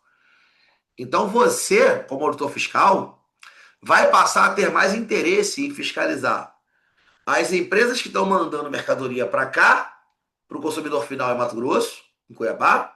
Por quê? Por quê? Porque é dessa operação que vai vir a arrecadação, que vai vir o IBS pagar o salário de vocês, certo? Então muda a regra do jogo, tá? Muda o negócio. A reforma tributária, ela é mudança de negócio, não é mudança de tributo só não. Mudança de mentalidade principalmente. Teremos uma locomotiva plena. O que é isso? Exceções pontuais, ou seja, pouquíssima coisa não gera crédito. Bens de consumo de uso pessoal. Ah, eu tô lá no meu escritório eu comprei uma escova de dente para deixar lá. Essa escova de dente não vão acreditar de IBS para bater no meu imposto, né? Não tem nada a ver com o escritório, é uso pessoal. Meu carro é meu, não é do meu escritório, certo? Ah, e veículo não pode gerar crédito? Pode. Se tiver uma pizzaria, tiver uma frota de motos para os entregadores para entregar uma pizza, ele gera crédito. Então tem que ver se ele está ligado ao teu processo operacional ou não, tá? Lembrando que o crédito agora ele passa a ser financeiro, ou seja, depende exclusivamente de você ser pago o produto, o valor do imposto. Se não foi pago o imposto, não acredita, né? Não acredita. Base ampla, também já citei antes, né? Então, assim, agora vai atingir toda a gama de negócios jurídicos praticados sobre o consumo. Tá? Contrato de arrendamento mercantil, consignação, empréstimo, tudo isso vai ser tributado pelo IBS. E aí teremos os regimes que eu já citei para vocês. Beleza. Novos princípios. Princípio da cooperação. Olha, se eu falei para você que a empresa foi impelida a pagar o IBS, automaticamente ela também vai pagar o CBS, porque vai usar a mesma base. Olha, não precisa os três auditores fiscais ir lá numa empresa. Se o municipal foi, já vale para Estado e União. Se o da Receita Federal foi, já vale para todo mundo. Então estão se criando um portal único de fiscalização para os auditores terem acesso, ordem de serviço com publicidade, para evitar justamente esse conflito aí. Três, quatro pessoas fiscalizar ali a mesma empresa no mesmo momento. Tá? Ah, é proibido? Não, não é proibido, mas é uma ineficiência. Tá bom? Princípio da defesa do meio ambiente, transparência, imposto por fora, e neutralidade. Neutralidade porque a carga tributária ela vai ser mantida pela média de arrecadação dos entes, esse cálculo vai ser feito pelo TCU, ele não pode influenciar aí no poder de escolha dos players de mercado. Tá bom? Teremos uma alíquota de referência fixada pelo Senado e, com base nela, os estados e municípios atribuem a sua alíquota padrão. Pode ser diferente? Pode. Pode ser maior? Pode. Pode ser menor? Pode também. Só lembrando que essa alíquota fixada pelos estados, ela vale para todos os bens e serviços negociados para consumidores finais naquele estado. Tá? Então, se ele quiser falar muito alta, vai inibir o consumo. Beleza? E se o Estado não adotar uma alíquota padrão, Faltônio? Se o municípiozinho pequenininho lá do interior da casa do caralho, ele não revisou o CTM dele, nem tem gente para fazer isso lá, lá tem dois fiscais, veinho, estão lá aposentando já, não fez nada. Aí a Constituição traz esse gatilho, tá? Aqueles entes que não fixarem a sua alíquota padrão, automaticamente vão estar sujeitos à aplicação da alíquota de referência fixada pelo Senado. Tá ok? Tá dando para dar uma visão geral? Beleza. Vamos pro lado de cá então agora. Opa, aí, ó. Sujeição passiva, gente. Sujeição passiva, a gente tem aquela mesma classificação: sujeito passivo direto e sujeito passivo indireto. Sujeito passivo direto é o contribuinte, aquele que pratica o fato gerador, aquele que adquire uma mercadoria, aquele que toma um serviço, certo? E o sujeito passivo indireto são os responsáveis, e aqui tivemos várias novidades na legislação, tá? Primeiro, toda e qualquer responsabilidade passa a ser solidária, não comporta benefício de ordem. No nosso Código Tributário Nacional hoje, nas legislações estaduais, a gente tem algumas modalidades de responsabilidade subsidiária, né? Por sucessão, que é o caso por substituição, no caso da ST. Acabou. Agora todas elas para IBS e CBS são solidárias. E colocaram é, é, no polo passivo ali da relação jurídica os marketplaces, né? Muito bem feito, porque acompanhando aí a nossa evolução tecnológica, né? Hoje, mais de 70% das operações são feitas por meio de uma plataforma digital, tá? Hoje em dia você não liga mais para uma pizzaria para pedir uma pizza, né? Você entra no iFood ou no site da pizzaria ou no aplicativo dele, né? Você não liga mais para o taxista te buscar, você entra no Uber, no aplicativo. Então, Mercado Livre, né? Eu uso direto Mercado Livre, né? Minha filha é viciada em Shein, Shopee, essas merdas, essas vagabundices aí. Ou seja, então se a plataforma digital, o marketplace, ela concentra essas operações, pô, traz ela para o jogo. Fala, filha, olha só, ninguém melhor que você para ter o poder de me ajudar a fiscalizar isso aqui. Então as plataformas de marketplace foram introduzidas aí como responsáveis quando o vendedor, que é o sujeito passivo, o contribuinte, não pagar o imposto, né? Formas de extinção. Pulei de propósito, calma que eu já volto. Do débito, uma novidade também, né? A gente tem as tradicionais como pagamento. Estou devendo ali R$ 1.000, vou lá e pago os R$ 1.000, acabou, extinguiu o crédito tributário. Compensação, débito e crédito. Então, se eu tenho crédito, eu posso usar esse crédito para compensar com débito, não cumulatividade. Teremos a opção, olha só, do recolhimento pelo adquirente. Isso aqui é novidade. Por que recolhimento pelo adquirente, Antônio? Lembra que eu falei para vocês que o adquirente ele só vai ter direito a crédito se o imposto for efetivamente pago? Ele pode fazer o split manual. O que é isso, Antônio? Ele falou, ó, filho, olha só, nota tá 128, né? Tá bom? Eu vou pagar aqui, ó, toma aqui, ó, 100 no Pix para você, emito um DARF de 28 e pago o DARF, toma aqui, ó, tá pago. Que aí automaticamente ele paga e se acredita. Olha aí. É a opção do contribuinte, do destinatário, do adquirente. Ele faz se ele quiser. Ele é quase que um substituto tributário, mas não pode mais falar esse nome. Acabou a substituição tributária. Tá? E é opcional. Então ele emite um DARF avulso e ele vai lá e faz a retenção. O que o split permit faria, ele pode fazer. Ele pode fazer. Beleza? E além disso, também tem o split permit, que foi introduzido agora. E o split permit, ele tem algumas modalidades. Dá fim ao regime de ST, monofasia, não tem mais necessidade, né? Se eu estou retendo direto na fonte no ato do pagamento, no momento do pagamento, para que fazer ST?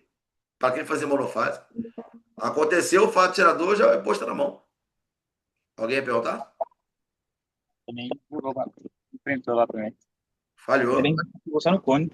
falhou. Aí, ó, Alguém tá falando- acendendo, né? Acho que alguém tá com o microfone ligado. Ou tô falando comigo mesmo. No caso dos combustíveis, ainda vai ter monofásico, né? Até ampliou, não foi? Vai. Para os combustíveis derivados de petróleo, derivado da lei complementar 192, vai manter. Ainda vai. Tá? Mas o regime monofásico que existia, principalmente para PIS e COFINS, né? Acabou. Bom, e a gente tem algumas modalidades de split payment. A gente vai ter, o mais comum vai ser o split inteligente. Ele é offline. O que acontece? Você vai lá, paga, passa o cartão de crédito, a própria Visa, ele retém o valor do imposto, manda para os entes de fiscalização e passa para a empresa o valor líquido. Depois, e aí eles dizem, na lei está escrito esse prazo, tá? Até o prazo até 3 dias úteis, o comitê gestor ou o próprio meio de pagamento, a tecnologia, ela vai ver se você já tinha crédito. Ah, não, cara, ele já tinha ali 10 de crédito, não precisava reter os 28. Era só reter 18. Aí ela te devolve esse valor retido é maior. Tá? Então ela faz depois uma apuração e isso vai ser diariamente para ele calcular se ele reteve a maior e te devolver. Esse é o split inteligente. Mas nós teremos, pelo menos no papel está escrito isso, né? O split super inteligente. Que porra é essa? Esse é o online. Quando você fizer o pagamento, automaticamente o meio de pagamento ele consulta a base de dados do comitê gestor, vê que você tem crédito acumulado pela compra de alguns produtos onde já foi pago o tributo, tá? E ele faz a compensação automática ali. Olha, você tem X de crédito, eu vou reter só a diferença aqui do débito. Esse é o super inteligente. Vamos ter um modelo simplificado que vai ser aplicado única e exclusivamente no varejo.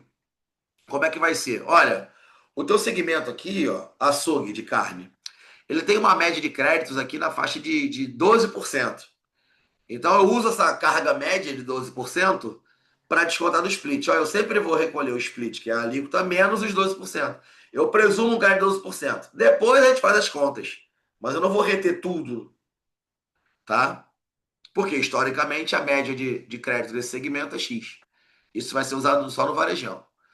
E a gente chama de split manual quando o adquirente faz a opção de recolher e reter o imposto. Tá?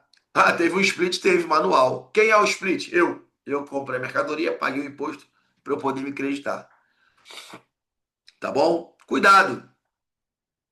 Uma parte da doutrina não entende que esse split manual também é split payment. Eu entendo que pelo conceito do split payment, né, que é a retenção do valor do tributo no ato do pagamento, se for feito pelo sistema, se for feito pelo adquirente, para mim é a mesma coisa. Só que ele é feito de maneira manual, artesanal. Tá? Então também seria um split payment sim. E teremos algumas modalidades de restituição e ressarcimento mais rápidas, né?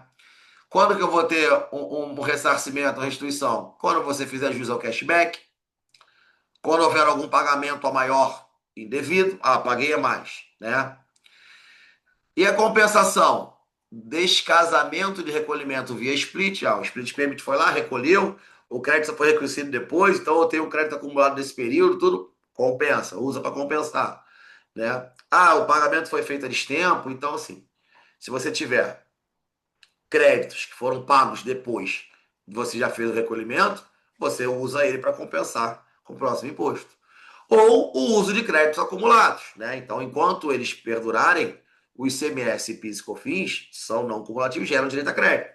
E aí a empresa vai ter que fazer essa conta aí, né, de acumulação de crédito, homologação desse crédito e vai utilizando esse crédito para compensar com IBS, CBS ou até mesmo pedir o ressarcimento, tá?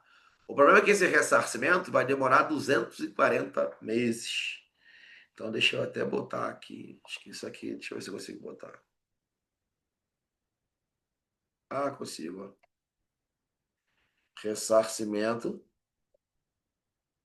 em dinheiro, deixa eu botar aqui o símbolo do cifrão. Tô ficando bom nesse negócio aqui. Ressarcimento, só que o ressarcimento vai ser em 240 meses.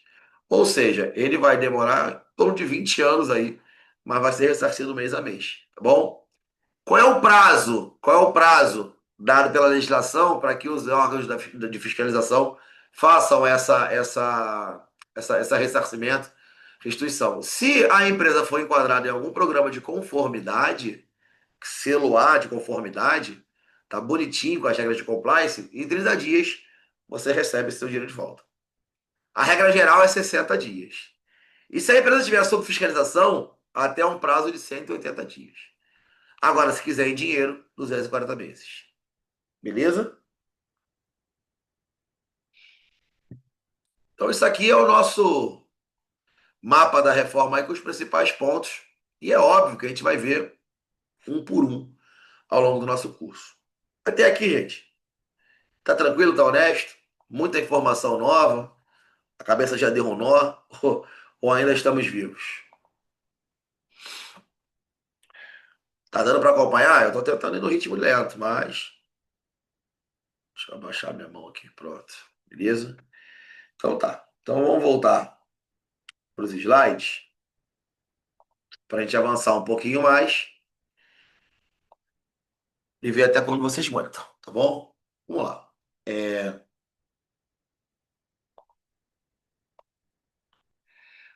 Bom, por onde começou esta bagaça, né? A reforma tributária, na verdade, ela começou, se vocês forem reparar, aqui no cantinho superior direito, eu tenho aqui uma revistinha, isso aqui é a foto de uma revistinha, tá? Que eu ganhei assim que eu entrei aqui no Fisco. Eu entrei aqui na Cefaz em 2008, né? E aí eles deram, olha só, 2008, falaram pra mim, estuda essa PEC 233 aqui, que tudo que você estudou no concurso aí vai morrer tudo. Agora vai ser a reforma tributária. Ah, tá bom. E como é que eu faço? Não, estuda aqui o que tem o resumo. Aí eu peguei o resumo e comecei a estudar. Eu falei, essa porra não vai sair. Em 2008. Bom, esperamos chegar em 2023 para, de fato, ter uma reforma tributária que não tinha nada a ver com essa PEC 233. Quem foi aprovado aqui? A gente tinha a PEC 45 na Câmara, tinha a PEC 110 no Senado, fizeram um bacalhau e um cambalacho ali entre elas e ela virou a emenda constitucional 132. Bom, então o que eu tinha aqui, ó? O escopo dela era substituir, né? Essa era a ideia inicial. 5 tributos por 2, ou seja, era para substituir por um IVA e mais um imposto seletivo. Aí o IVA teve que ser dual. Aí ficaram 3 tributos. Mas já colocaram também a nossa contribuição, então mais um tributo. Acabou que era para ser um IVA único, mais o seletivo. Aí na PEC CTF falou, não, o único não dá para passar. Vai ter que ter o IVA dual, o IBS, estados e municípios, mais a CBS da União e o imposto seletivo. Ah, esse passa. Então foi o modelo da PEC 110 que foi aprovado com relação ao escopo da sistemática de substituição de tributos. Beleza? Ela foi promulgada dia 20 de dezembro. Por que eu estou mostrando isso aqui? A FGV cobra isso. Isso aqui, ó, é um quadro puro FGV. A FGV cobra o histórico. Inclusive, uma dica muito importante de prova. Isso aqui saiu do lugar chamado CECIF. Já ouviram falar? É o Centro de Cidadania e Informação e Inteligência Fiscal, que é um grupo de estudos da FGV, capitaneado pelo doutor Eurico de Santos. Gente boníssima. Doido, que é tributarista, é doido. Então, eles criaram toda a base dessa reforma aí. O que eu quero dizer para vocês? Qualquer questão de prova da FGV que fale da reforma tributária, tu tem que marcar que ela é boa, que ela é a melhor reforma do mundo, que ela foi um ganho para a sociedade. E tem questão disso, tá? Depois eu vou te mostrar questão de prova. Tu não pode falar de defeito nenhum da reforma tributária, porque na visão da FGV, a reforma tributária é a salvação do Brasil. Lógico, eles fizeram. Se teu filho fizer merda, tu vai deixar alguém falar mal dele? Tu pode sentar a porra dele de casa. Mas é teu filho. Da porta pra fora, ele é o melhor do mundo. Não vai deixar ninguém sacanear o moleque. É a mesma coisa com a reforma. Eles sabem que tem um monte de vacilo ali. Mas eles têm que defender, porque é filho deles. Bom, objetivo, ó. Mais uma vez, simplificação e racionalização da tributação sobre bens e serviços. Tributação sobre o consumo. E com isso, a gente já começa a praticar algumas coisas. Já começa a fazer questão, tá? E óbvio que as questões são recentes, né? Porque, porra, a reforma tributária é de hoje. Vamos dar uma olhada se a gente já consegue matar as questões com base nessa 1 hora e meia que eu tô falando besteira aqui pra vocês. Mas na besteira cai em prova, tá? TCE Pernambuco 2025. A reforma tributária vem sendo discutida como uma forma de simplificar o sistema de impostos no Brasil e torná-lo mais eficiente. Show! Qual a mudança está entre as propostas centrais dessa reforma? Aumentar o número de tributos estaduais sobre produtos essenciais. Certo ou errado? Em momento algum falei isso para vocês aqui, né? Em momento algum. Substituir impostos federais e estaduais por um imposto único sobre o consumo. Isso estava na proposta. Estava na proposta. B tá Não, mais bonitinha entre essas aí, mas teoricamente não foi só ele uma, não né? foi efetivado, mas era a proposta. Então deixa aqui, deixa na boia. C. Extinguir a cobrança de impostos sobre os serviços prestados por empresas? Negativo, Aí né? era o sonho. Reduzir a participação da União na arrecadação e repassá-la ao setor privado. Pô, puta que pariu, né? Criar novos encargos sobre folha de pagamento. Isso não está no escopo da reforma. Ou seja, de fato, a letra B é a menos pior. É a melhor? Não, é a menos pior. Mas, indiscutivelmente, as outras 4 estão erradas. Concorda comigo? Então, questão prática de prova aqui. Nosso gabarito, letra B de bola. Alguém tem alguma dúvida aqui? Com questionamento?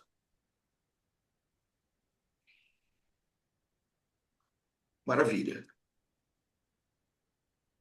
Como eu falei para vocês, a reforma ela veio porque o nosso sistema é ruim. A reforma ela era desejável e necessária. Talvez não da forma como foi feita, de maneira até um pouco atropelada. Mas ela precisava ser feita. Por quê? Porque hoje no Brasil, a gente tem os seguintes problemas de sistema tributário. Isso pode ser cobrado. Um elevado custo burocrático de pagamento de impostos, chamado custo de conformidade. Já ouviram falar isso? Custo de conformidade é a quantidade de horas que se gasta para cumprir obrigações fiscais. E não estou nem falando do pagamento, estou falando das acessórias.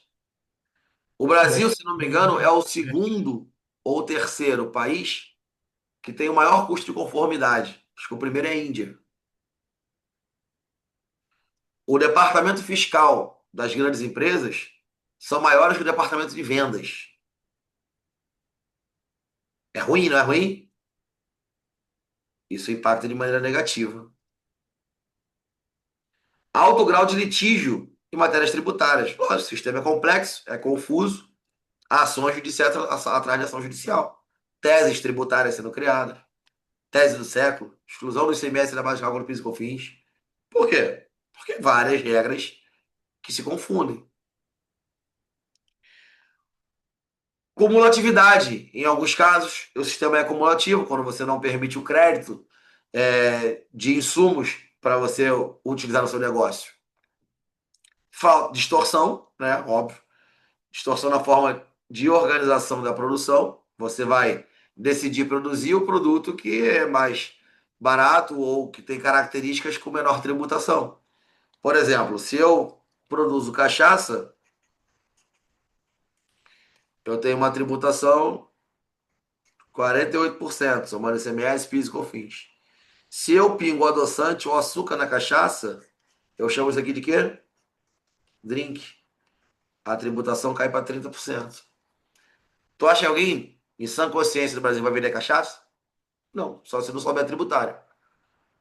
É. Se for cliente meu, eu falo, muda seu cardápio agora. O que você vende é um drink de cachaça. Não, mas é cachaça mesmo, foda-se, é drink. Composição: 2 gotas de adoçante e um shot de cachaça. Se o cliente não quiser adoçante, é opção dele. Mas o drink leva. Você não pode escolher Suco sem açúcar? Ah, eu quero um drink de cachaça sem adoçante. Deu para entender? Inteligência tributária. Pô, mas isso é ruim. Isso distorce as decisões de mercado. É bom pra gente, tributarista ganha dinheiro. Mas é ruim pro mercado. Tá? Aqui nós estamos tratando de Brasil. Falta de transparência, ninguém sabe quanto paga de imposto, né? E tensões federativas. Por quê? Por causa da guerra fiscal. Nego dando benefício em cima de benefício para atrair as empresas do seu território. É uma guerra fiscal. Abrindo mão de receita, brigando, fazendo os caralho a quatro. Tá? Então, nesse ponto, são pontos que o sistema tem que consertar, tem que corrigir, e a reforma tributária ela veio exatamente para eliminar ou reduzir esse impacto negativo na economia. Tá bom? Isso aqui eu já passei para vocês. Então, as bases tributárias que faltou até colocar folha de pagamento, né? Que ela não entra muito na esfera tributária, isso aqui é mais na seara previdenciária, né? E aí a gente não colocou aqui, mas sabemos que também tem incidência de tributos sobre a folha de pagamento. Eu falei para vocês, ó, se eu for dividir aqui nas 4 bases tributárias, 50% da carga tributária é sobre o consumo. É sobre o consumo. Patrimônio, cinquinho, quase nada. 25% sobre a renda e 20% sobre folha de pagamento, que está alta ainda. Então o Brasil tributa mais mão de obra e consumo do que patrimônio. É injusto. É injusto. Reforma tributária vem com esse escopo de tentar trazer mais justiça fiscal também para o país. Tá? Por que eu estou falando dessas viagens, gente? Essas viagens? Porque são questões de prova. Tá? Você vai fazer uma questão discursiva. Certamente uma questão discursiva vai ser sobre reforma tributária. Tá? Vai ser. A complexidade que a gente tem aí. Ó. Ó aqui que eu falei, ó. Gasta-se em média, 2,2 normas são criadas por hora. Por hora no país. 53 por dia. E isso varia de resolução, portaria, ato COTEP, lei, tudo. Né? Se uma vez um doido fez o cálculo, eu não sei se ele chegou a imprimir, mas ele fez um cálculo que se tivesse que imprimir toda a legislação tributária só dos impostos no Brasil, ela seria uma torre de mais ou menos 3 metros de altura. Ou seja, seria maior que eu, só de papel impresso. Possível, né? Beleza, então vamos ver como é que isso tem sido cobrado em prova também. Vamos lá. O Brasil possui um dos sistemas. Olha aqui. Já sabe, né? Viu esse nome? Reforma tributária é linda. É linda. O Brasil possui um dos sistemas tributários mais complexos do mundo. Não mentiu. E até por se discute as diretrizes de uma reforma tributária no país. Não mentiu. Como eu falei para vocês, em 2008 já se falava em reforma tributária. Em relação ao atual projeto de reforma, essa questão foi em 2023, né? Então não tinha sido aprovado ainda. O que ele está falando? Da PEC 45 e 110. Avalie as afirmativas VOF. Tá. A reforma busca simplificar o sistema tributário. Palavra-chave, lembra? Ok. Com a extinção de diversos tributos, sem reduzir a autonomia dos estados e dos municípios. Como é que você mata essa questão? FGV. Vamos pensar de maneira crítica, aprender a raciocinar. Prova discursiva. Imagina que seja outra banca. Vamos raciocinar juntos. Aqui é mentoria. Não quero que vocês fiquem concordando comigo, não. Eu quero que vocês participem, tá? Qual é o imposto de maior arrecadação no Brasil? ICMS. O ICMS. Que é de competência de qual ente? Estados. Os estados. O que vai acontecer com o ICMS na reforma? Vai morrer. Vai morrer. Você acha que o estado perde autonomia? Ou não? Para mim, perde. E essa letra aí ele vai dar como verdadeira, mas para mim ela é falsa, né? É óbvio que o estado perde autonomia. Quer ver outro ponto? Qual é a política tributária que o estado usa para atrair empresas para o seu território? Incentivo fiscal, que não vai ter mais. Incentivo fiscal. Com a queda do ICMS, o que acontece com os incentivos? Morre também. O Estado perde autonomia ou não perde de fazer política tributária? Perde. Então é óbvio que perde. Mas a banca é FGV. Posso falar mal da reforma? Não posso falar mal da reforma. Então vamos ser malandro, puta velha, tá?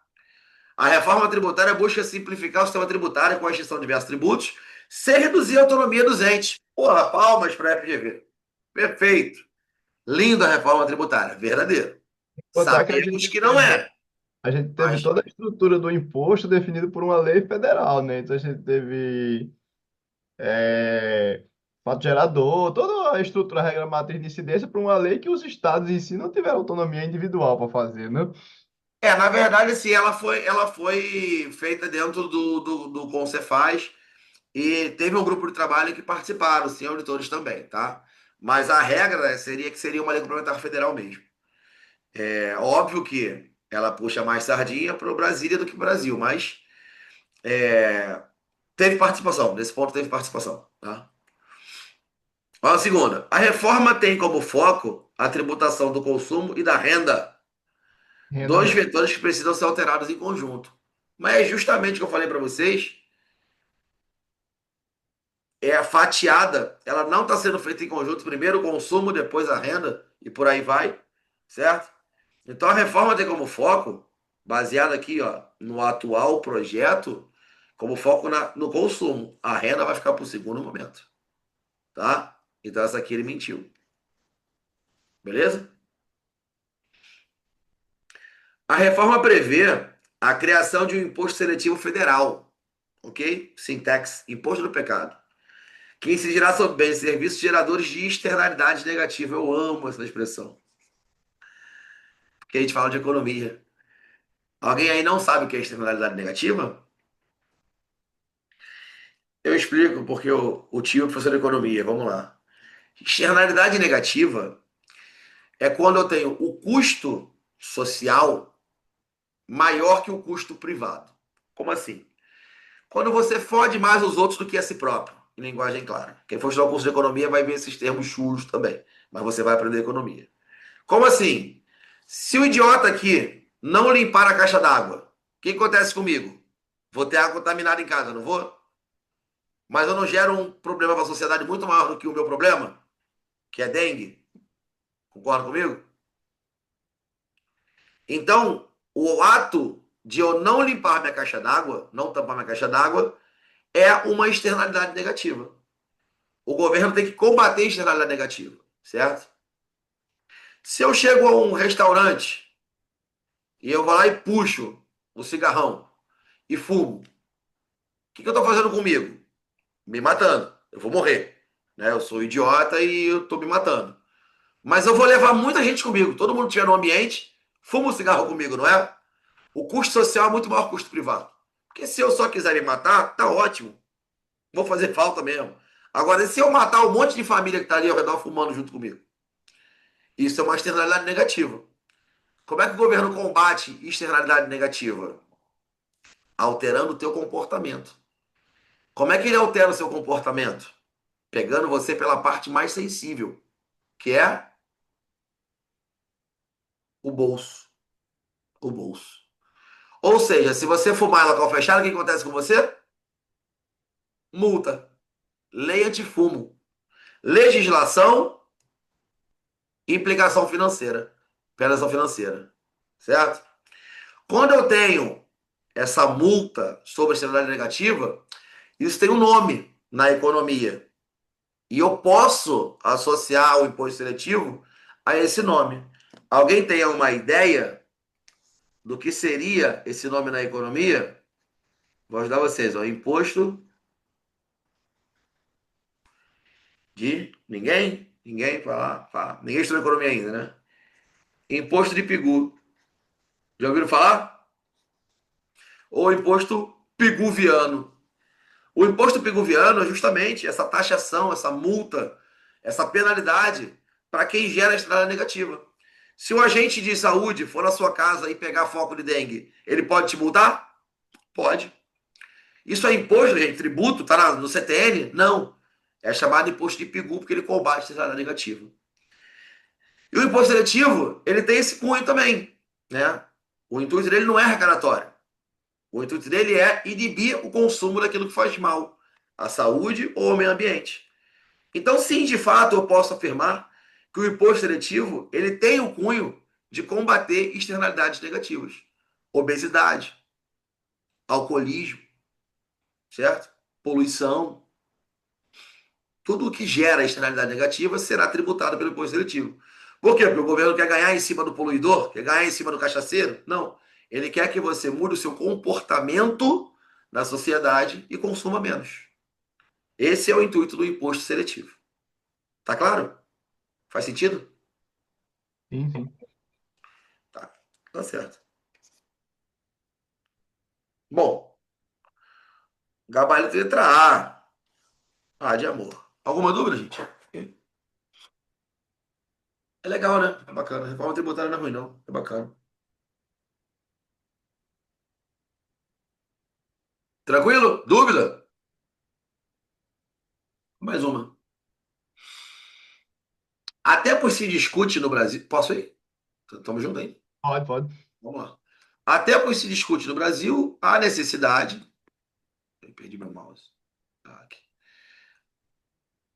A necessidade de uma ampla reforma dos mecanismos de tributação. Ô, bolsa. A atual reforma tributária, como se tivesse sido outra lá atrás, não teve outra, só tem essa, mas tem como objetivo a tributação do consumo. Isso a gente já falou. Mas ainda há espaço para debate acerca de um novo modelo de tributação sobre a renda e folha de pagamento. Sim, foi fatiada, primeiro lugar o consumo, depois a renda, depois a folha. Sobre as premissas e tendências da reforma tributária no Brasil, VOF, né? Vamos lá, primeira. O IVA Dual a ser implementado no Brasil. Por que a ser implementado? Porque ele vai começar a vigorar em 2026. A questão de 2024. Tá honesto, né? Prevê a divisão de competências entre os entes federados para a tributação do consumo e é o modelo padrão utilizado em outros países. Não, Bom, gente, não não é o só. modelo padrão usado em outros países. Até aqui tá tudo certo, tá? Nos maioria dos países, o modelo utilizado é o IVA único, não é o IVA dual. O IVA dual é exceção, tá? Ele prevê a divisão de competência entre os entes para a tributação do consumo. Agora, o modelo padrão utilizado em outros países, não. Talvez se ele colocar só IVA, aí a questão estaria correta. Para mim, ela ficou ruim. Vamos ver todas. Porque se tratando de FGV, né? Vamos ver. É um olho na questão, um olho no gabarito. A reforma tributária não se preocupa com a carga tributária incidente sobre o consumo. Parei. Parei, né? Parei. Um dos temas de maior relevância da reforma sobre a renda é a tributação de dividendos do Brasil, que trata o assunto de maneira diversa do modelo amplamente adotado pelos países. Ele Sim, eles percebeu. tributam dividendos, o Brasil não tributava dividendo, não, vai passar a tributar. Então, de fato, né, isso aqui seria uma questão correta, tá? Alguém discorda de mim, não? Olha, eu acho, para mim, que só a terceira está correta. Mas vamos ver quais são as opções. Seria FFV. Tem aqui, ó. Na verdade, tem os dois, A ou B, tá? Já que tem as duas opções, para mim o mais correto é a letra B. Por quê? Porque o IVA Dual não é o modelo padrão utilizado no resto do mundo. Lá é IVA único. Tudo bem? 170 países têm IVA único. 4 têm IVA Dual. Matou a questão. FFV.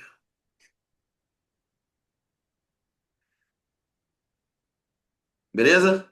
Beleza. Tá. Mais uma. O projeto de reforma tributária sobre o consumo sofreu diversas alterações durante o trâmite na Congresso Nacional. Várias emendas parlamentares, vários lobbies, e a gente já viu essa confusão. E vai para o Congresso, e vai para a Câmara, e sobe para o Senado, e volta para a Câmara, e caralho, e vai. Em relação às premissas originais do projeto, VOF. Vamos lá. Questão de prova isso aqui, tá, gente? Isso não foi inventado por mim, não. O projeto original da reforma tributária previa a criação de um imposto sobre bens e serviços não cumulativo de caráter nacional com base ampla de incidência. Perfeito. Era para ter um imposto, um IVA só, não cumulativo, único, com base ampla de incidência. Tá certo? Com o objetivo de alinhar a tributação sobre o consumo no Brasil ao padrão internacional, o projeto original da reforma estabelecia a tributação das operações no destino. Exatamente. Tributação no destino. Perfeito. Nada de repartição de receita. Fim da guerra fiscal. A proposta original da reforma tributária sobre o consumo tinha como objetivo substituir os atuais tributos por um único imposto, razão pela qual não havia previsão para a criação de impostos seletivos. Opa. A PEC, tanto a 45 como a 119, elas previam sim o imposto seletivo.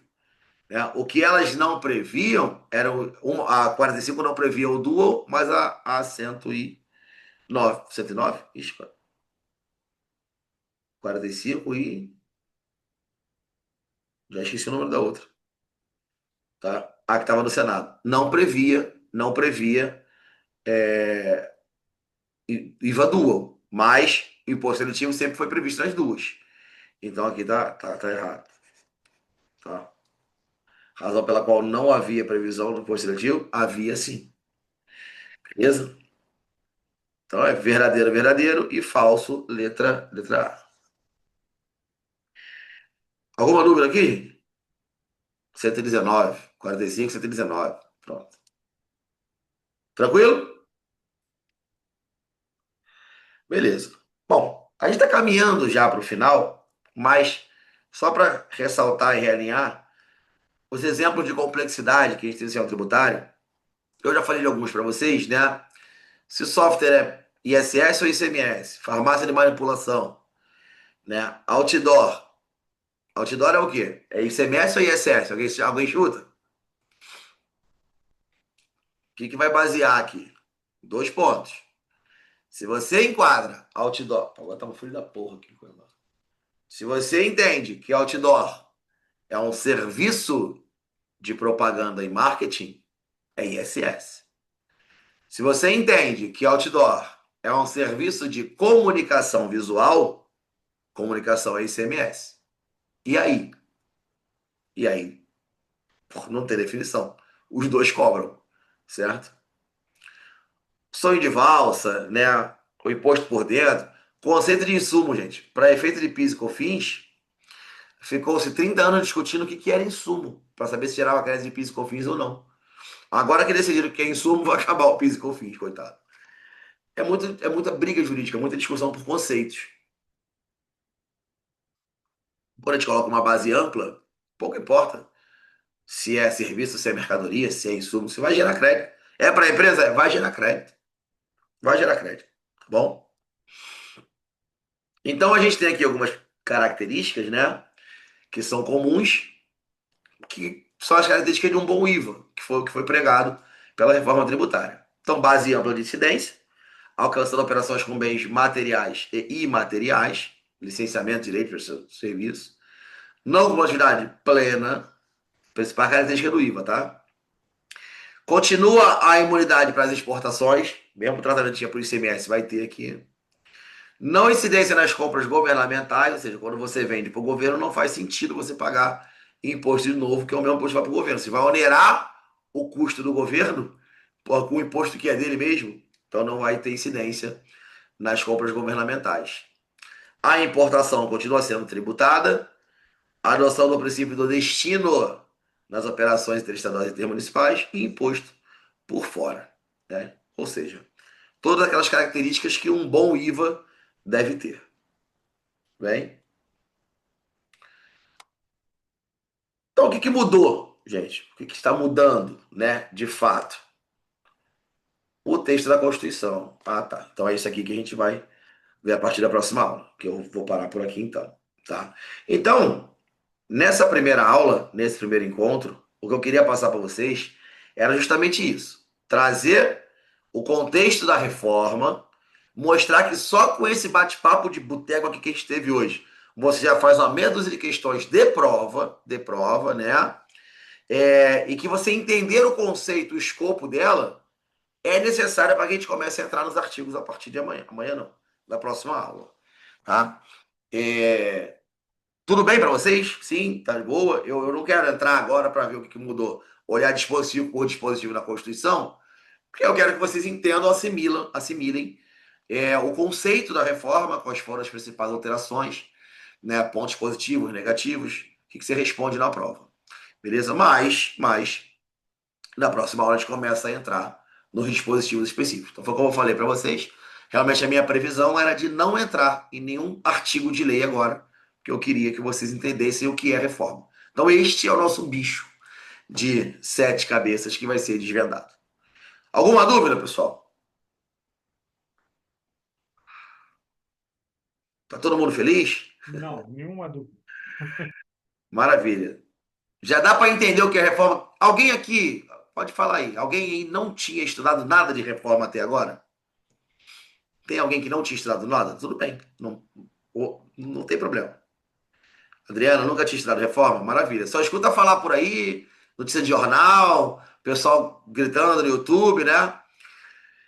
Você entende o que é a reforma tributária no Brasil hoje, Adriano? Você sabe o que vai acontecer com o teu país? O que mudou?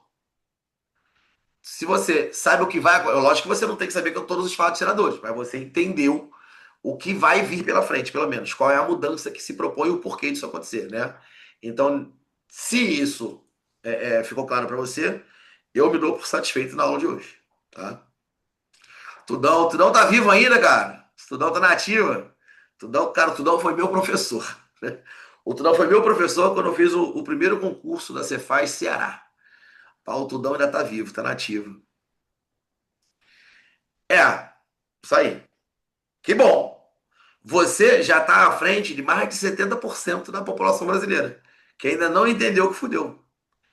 E o pior, nesse 70%, eu incluo vários profissionais da área fiscal e contábil. Eu, na semana retrasada, fui dar uma palestra na Unemate, aqui, em Mato Grosso, e quando acabei a palestra, eu fui atender os contadores da região e tal, fui tirar a dúvida do pessoal, e aí um deles perguntou, tá, mas aqui entre nós, é óbvio que isso não vai começar agora, né? No Brasil, eles vão postergar. Ninguém está pronto para isso. Eu falei, ninguém é muita gente, né? Ninguém está pronto para isso. Eu tenho certeza que isso vai ser adiado. Quando chegar lá no finalzinho, ele vai postergar. No Brasil sempre foi assim. Eu acho que dessa vez não. Mas assim, eu acho daquele achar, com certeza, que dessa vez não. Dessa vez a reforma entrou, tá? Então a realidade é essa. Vamos encarar de frente, abraçar e fazer aí do limão uma bela limonada na nossa prova. Tá bom? Impressão minha ou dificultou mais a relação? Dificultou pra caralho, óbvio. Hoje o contador tem 24 horas do dia dele. Ele gasta 8 fazendo cumprimento das obrigações do sistema atual. E o que ele gastaria de lazer, de estudo, capaz, ele vai ter que gastar fazendo do IBS. Vai sobrar para ele, né? O contador, ele vai ter que se reinventar e se posicionar perante as empresas, né? É um trabalho completamente diferente do que ele já vem fazendo. E o papel do auditor? O papel do auditor vai ser muito mais no sentido de cooperação, de fazer o acompanhamento e a homologação, que de fato era para ter sido feito com o ICMS, do que efetivamente ficar correndo atrás dos outros, porque o split permit vai fazer tudo, né? Até a apuração vai ter o sistema de apuração assistida. Eu acho que o papel do auditor ele vai ser um pouco mais tranquilo a partir de 2033. Mas para chegar nessa tranquilidade a partir de 33, a turbulência da porra até 2032. E é por isso que estão entrando. Tá? Olha, não, eu tenho minhas dúvidas se ficou bom para o Estado, tá? O Estado vai perder a arrecadação. Vamos ver se vão manter o nível de arrecadação do IBS que eles tinham com o ICMS. O Estado perdeu a autonomia. Não pode mais conceder benefício. Né? Muda. Opa, travei? Já voltou. Voltou? Muda muito o papel do Estado. O papel do Estado agora não é mais o Estado que fornece benefício fiscal. É o Estado que tem que prover atrativos para que a população se instale lá, né? E benefícios orçamentários e qualidade de vida. Porque O Estado agora depende, para arrecadar, o município arrecadar, de ter uma população, ter uma necessidade demográfica. Porque o valor do imposto vai ficar todo para onde está o consumo. Então, se o Estado tem. Mato Grosso, por exemplo, é um estado enorme, enorme. Porém, é pouco populoso. Então, Mato Grosso vai perder arrecadação.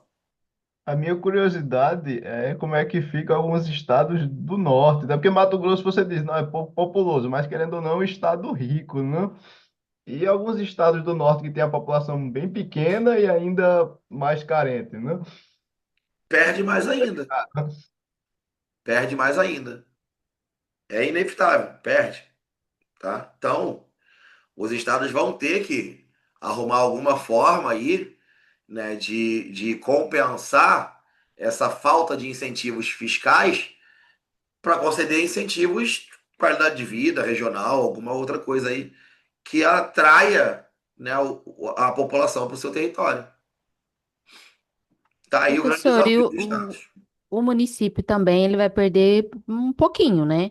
Por Sim. exemplo, aqui onde eu moro, Nova Olímpia, a gente tem a usina Itamaraty. Então, a arrecadação vinha muito pela compra, né? Ou pela exportação também, pela saída, pela venda do açúcar daqui. Aham. Então, agora vai ser no consumo. Acabou. Ou seja, o mercado consumidor dessa indústria não está em Nova Olímpia, concorda comigo? Não, Então o município de Nova Olímpia não vai ganhar um puto. é Eu tenho uma complicado. indústria que está situada em Nova Olímpia, que consome energia elétrica e tal, tudo, que isso tudo vira crédito para ela, mas a arrecadação final do produto não vai ficar em Nova Olímpia. A não ser que ela atraia mercado consumidor para o seu território. Olha, eu preciso que a indústria gere empregos e aí esses moradores vão morar na cidade. Aí vão consumir do mercado regional. É uma forma, tá? Vê possibilidade desses estados e municípios arrocharem nos outros impostos, PVA, IPTU, tentar tirar o Autonomia prejuízo. tem. Autonomia tem, né? Eu acho que o Estado tem que sobreviver. Então, se não estiver dando conta do repasse do IBS, por que não? O ITCD vai passar de 8 para 16%, para 20%, né? É uma possibilidade, tá bom? Só não pode criar nada novo. São só os que já existem hoje. Mas tudo isso aqui, gente, é nosso achismo. Vamos ver como é que vai ser essa arrecadação, como é que vai ser essa distribuição por parte do comitê gestor. A tendência é que fique ruim, mas a gente é brasileiro, não desiste nunca, né? Vamos manter a chama acesa. E qualquer novidade a gente vai atualizando, vai simulando cenários, tá? Qualquer coisa que vai saindo de novo, eu vou trazendo para vocês aqui também.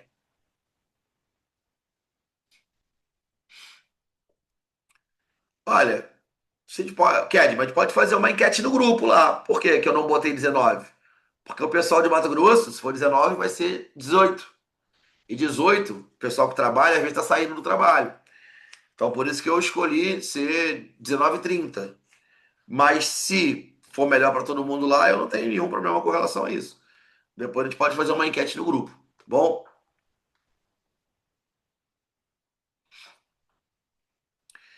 Por hoje é só, pessoal. Então vamos jantar, dar uma descansada, que amanhã tem mais. E aí, partiu o Recife? Malas prontas já. Valeu, galera. Um Valeu. abraço aí. Fiquem com Deus. Bons estudos. Tamo junto.